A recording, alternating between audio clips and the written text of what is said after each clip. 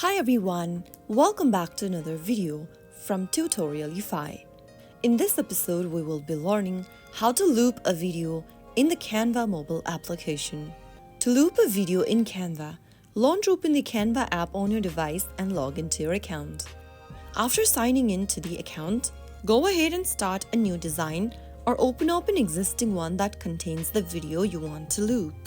After you have the video you want to loop on the display, go ahead and tap on your design to highlight it. Now, from the bottom of the screen, look for More button and inside it, click on Duplicate. You will then be able to create a duplicate for your video. Go ahead and drag the duplicate video and tap on this little plus button available at the bottom, and you will then be able to add the video by duplicating it. Repeat this step until the video duration matches your desired loop length. After you do that, you can then go ahead and preview your video.